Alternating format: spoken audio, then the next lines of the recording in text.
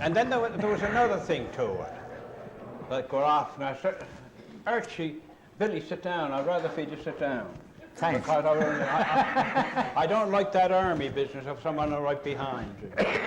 And now, you see, all right, the fellow says, Archie, was it all doom and gloom? Did you have a girlfriend? Did you go to dances? Or did you go home and lay down and die? No, we had lots of girls. You know, how did this go about? Well, this went this year. Remember where I was telling you how the people were mixed and kind with each other and everything like that? Well, they had what they call, them times, kitchen rackets. It wasn't a party, but a kitchen racket. All right, what are we going to have tonight? We're going to be a pie social at Billy Pittman's, or Dan Pittman's, or John McNeil's, or what is it? Oh boy, those fellas with the violin. Well, you have to pay a little, even in them time. The woman wasn't going to give you the house and tear up her house and hardwood splinters flying all night, you dancing for nothing, and you weren't going to get this fellow with the violin till his arm got paralyzed playing with it. You got to pay him, or you weren't going to get this fellow with the bagpipes till his jaws blows out playing. You got to pay him. Well, how will we pay him? We had a system of paying. All right, the girls would go. Whether it's your girl, his girl, and we'd all go to a certain place. You'd know about a week or two before, and so those girls would make up a pie, but the pie had to be all covered over, and her name was on it, but all those fellas were in there. They didn't know so this one would come and auction up the pie, and the fella'd have a look, and of course what you try to do your best, but there's penalties too. You weren't to tell your boyfriend how this pie was dressed up, but the understanding was that no matter who it was, the fellow that bought the pie would have to go home with that girl. And eat it. So anyway, what it was, if that girl didn't follow out the instructions, she wasn't, so you know, there was a lot of wrangling, but there's a lot of marriages come out of it too. And I'll tell you what, there was some good news in them early days. See, there was good, well, you know what I mean, what we'd call sing, pretty good to sing and everything like that. And there was one thing that I found out particularly interesting. Boy, could them Italians play that accordion, boy. Yeah. I'm going to tell you, boy. And one fella told me that he used to open up his peace can, and the cover used to spring up, and he says, Archie, this is like the Italians' accordion, he said. And there was lots of that went on. See, they'd have pie socials, and the pie would be decorated by the girl, and probably she may be going home with a fella and would say, John would come in, he'd say, my God, I wonder if that Mary's pie. And the auctioneer would have it, and he'd say, what am I offered for this pie? 10 cents, 15 cents, somebody'd say. Probably it'd go up to a quarter. Probably go up to a quarter, 30 cents. Well, he'd take it for a grant. Then probably somebody else would come along and bid a little higher. They'd get the pie. The girl would sit down and she'd have lunch with this fella, and then that fella would take her home. But if she didn't go along with that, that girl wasn't invited to any more pie socials because she didn't go along. Yes, sir. I would like to know about the hours that you worked back. Well, that'd be fine. I think earlier yes, you mentioned I'll tell you the hours. 10-hour day, was it? 12-hour day. 12-hour When did you have time to go to these parties? What? When did you have time? Well, I'll tell you, see, the parties... There was a Saturday, and there was, of course, you know, you were day shift and night shift. They went to the parties. Oh, yeah, yeah. They went to the parties, and you know what? There was a lot of them. There was no, you could stay off a day. Oh, well, they'd be baking home. They're all home baked, you know. You had 10 cents for pie is a big chunk out of a day's pay. Yeah, well... Oh, yes, they had the pie. Yeah, oh. see, yeah. See, and we used to be coming in sometimes. We were young fellas. We'd come in like that, and we'd see a fella probably just come down from the country, and he had a big hard collar on, you know what I mean? And he'd bid.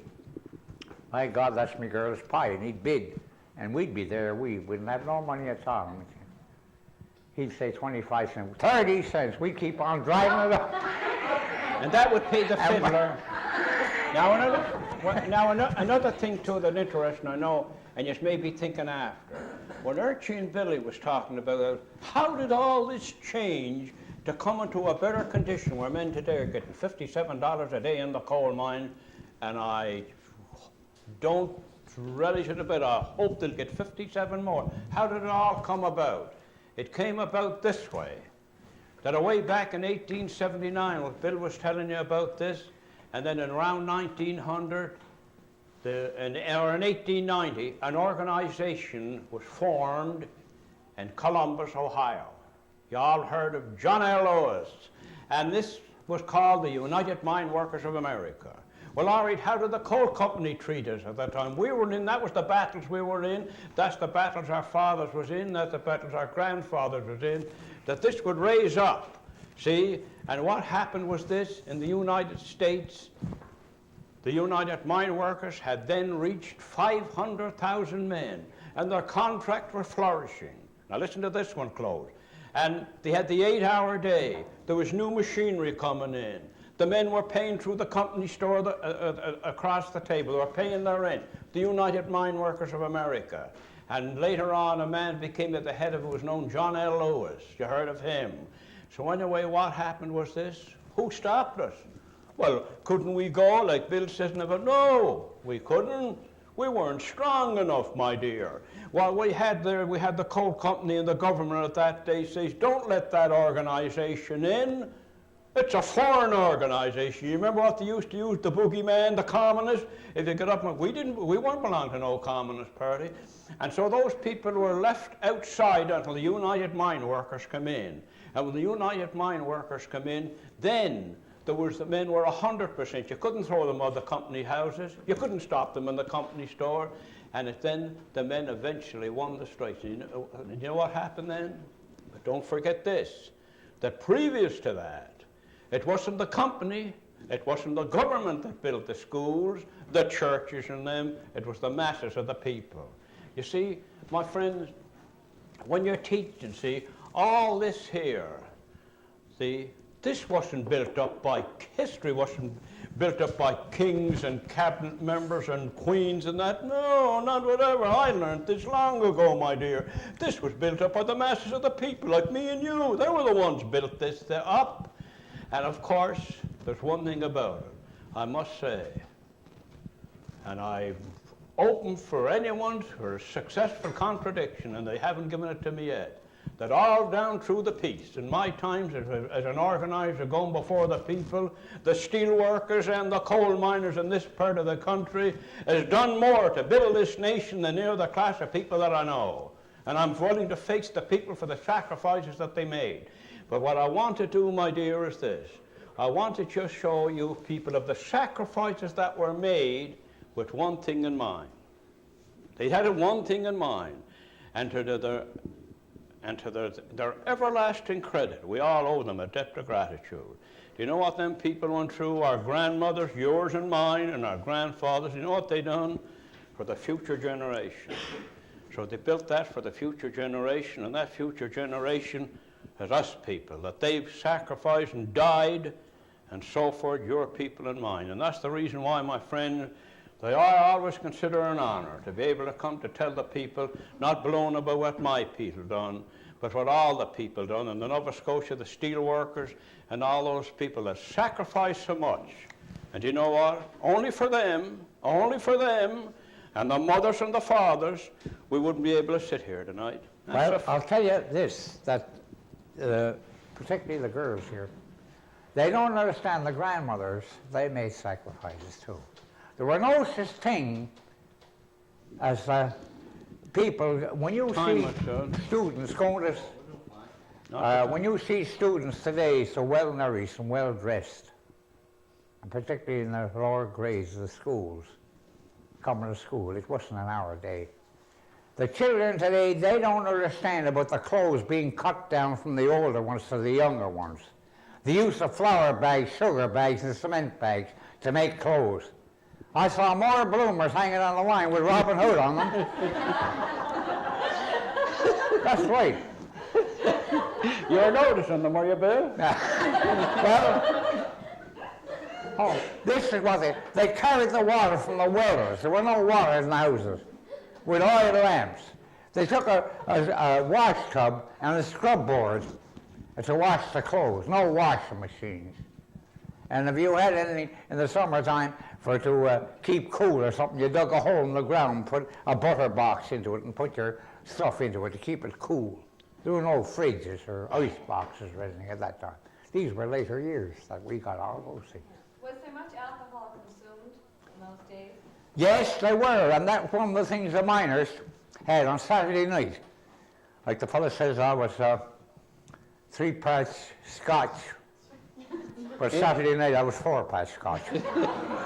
So that is the way it was, and in Senator's Corner in Glace Bay, you didn't know which corner to look at for a fight. There was a fight all the time, because one fella would load more coal or haul more coal than the other fella, which would start a row sometimes like that, or one fella probably take it over a girl or something like that. You took my girl from that pie social there, and I didn't like it, you know what I mean? It always had to be Senator's Corner. And it always happened around Senator's Corner.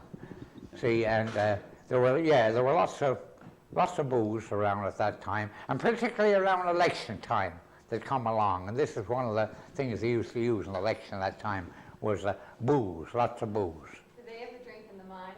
Oh, no. You couldn't drink in the mine or smoke in the mine or anything like that. No, that was impossible. But in the early days in the election, excuse me, Bill, away back in Cape Breton in our grandfather's time, when the early days of the election, that was the day when the dead rose up to vote. Oh, yes.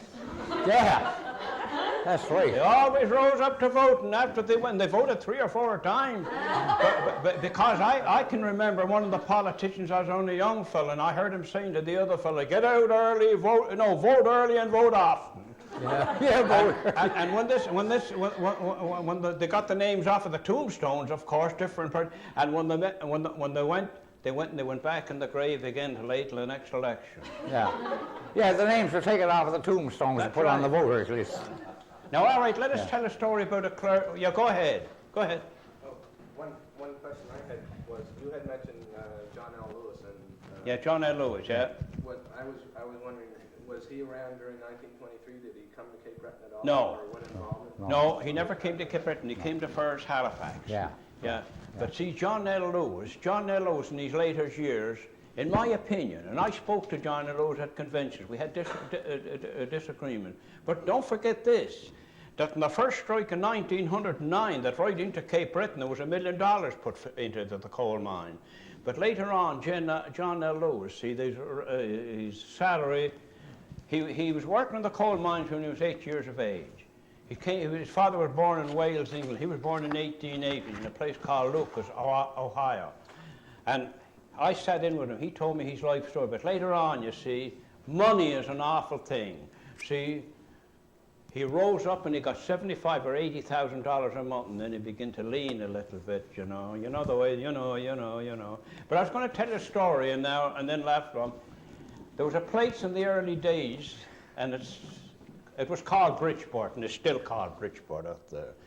So there was a young priest came there, and them days, you know, now I want my Protestant friends, if they're here, not to be offended, because we don't be offended when we're telling stories. In fact, I've heard stories where it hit the Catholic, and the Catholic could have laughed louder than the Protestant. So anyway, my friends, this fella came along, and this priest, he was going around from place to place, and by and by it looked kind of stormy, and he went around, so he rapped at this door. And the gentleman came to the door, and this fellow said, oh, he says, this was years ago, I understand. Now, even when my grandfather was a young fellow, gee, that must be a long time ago, eh?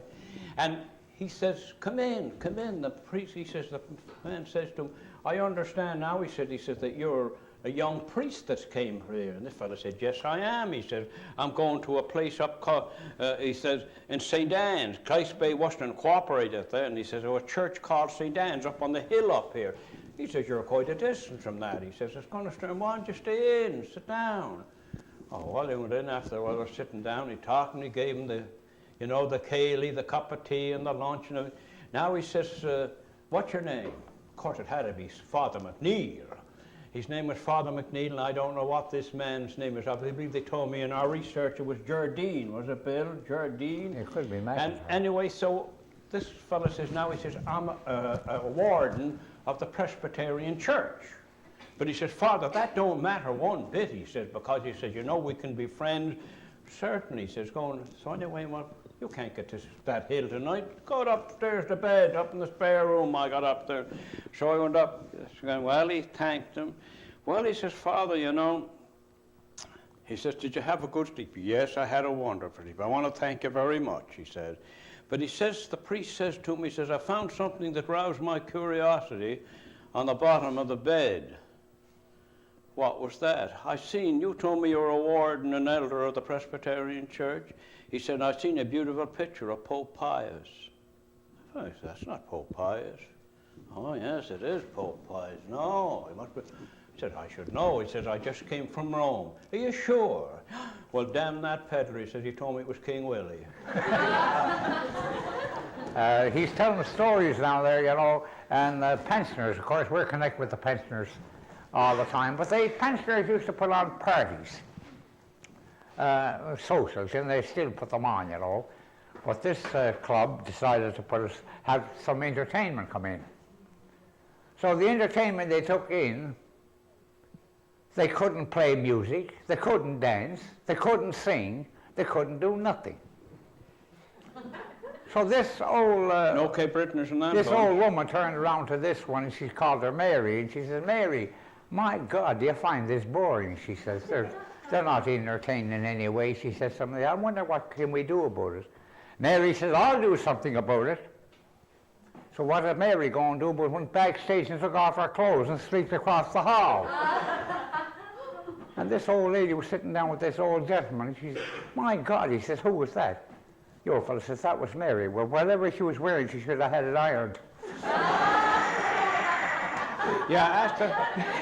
So now we're taking up too much of your time. We want to hear some of your guests here. I'm still interested in knowing now, when young children went to work in the mines, like you people, 10, 11, what were your duties? What did young children do? Oh, what were their jobs? Job. You got a trap in a door, and when we talk about trapping a door in a coal mine, a door in a coal mine is wide enough. It's about 8 or 10 feet wide, you know what I mean, for to let the horses and the coal go out, the boxes of coal go out.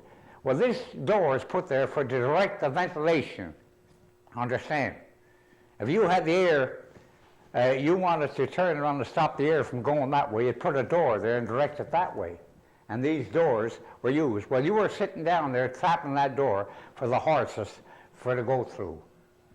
That's one of the jobs you had. Then you might get run a little engine, what we call a little donkey. Hauling the coal with a little donkey, a little engine. Yeah, that's where the people get mistaken when they say, what did you do when down on the coal mine? I was a trapper. Yeah. A lot of people think that you were hunting something, you know, yeah. and it wasn't Yeah. so. Does And that that answer your ventilation question was, now? Yes, it does. Now, you were paid $1 or something a week. I was Like paid the older men- $1.34 a day, yeah. Well, the men that were working, would they be paid more? Yes. Oh yeah, the men that were loading Yes. coal would be paid more. Like my case, that big 5 cents I got for driving the horse. Yeah. Then they went loading coal. I went home on a Christmas pay one time with 19 cents. The mine worked one day that week. Of course, I was single. I'm glad I didn't have a girlfriend looking for a present. 19 cents I got. I drew out of the office. And then, of course, you heard for this, that one, right in here in Sydney when you're having your concert, right alongside of us here. You hear this one? I come over to Caledonia, and I got loading at number 3. And I got boarding at Donald Norman's, and he's the boy that can make the tea. That's right in Caledonia. You had concerts here. We gave them them songs. Yeah. And then, of course, in our early days, what would you ever get? Roman in the and all that song. Then the English, the Scotch fella would come. I was born in Glasgow, and you hear him. We had a little entertainment, of course, you know. Them were the good old days. And yes, sir. Yeah. You have a question down there. Yeah, I'll have a question. Huh? In your 50 years in coal mining, I'm assuming that you were involved in quite a few strikes. Yeah. Would you say that the 1925 strike would be the most bitter? And It was the bitterest, hungriest, and bloodiest strike that the miners had in the whole of Canada. And it only lasted 5 months. The men came out on a strike on March the 10th and went back on August the 10th. but it was hungry. So, and that's the time we got what we call carrying the bag. You might have heard tell of that. Where in carrying the bag, you went to a union hall on a certain day. It might be a Tuesday or a Wednesday or something like that. You were told to go to the army hall or to the army hall or any of the union halls or anything like that, where they'd set up, and you'd walk in.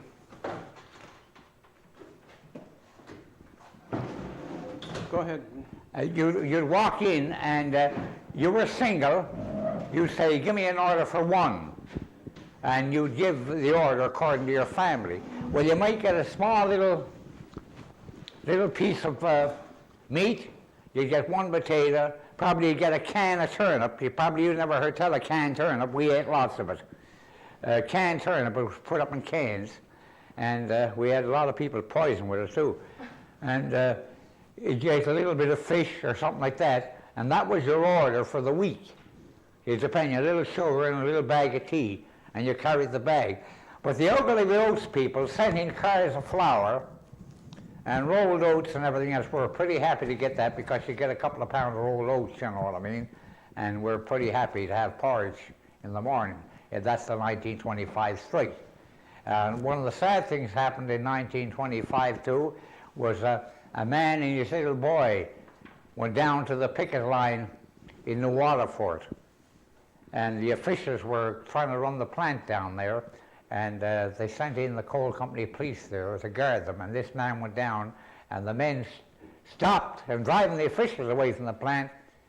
This policeman took out his gun and he shot that man with his little boy.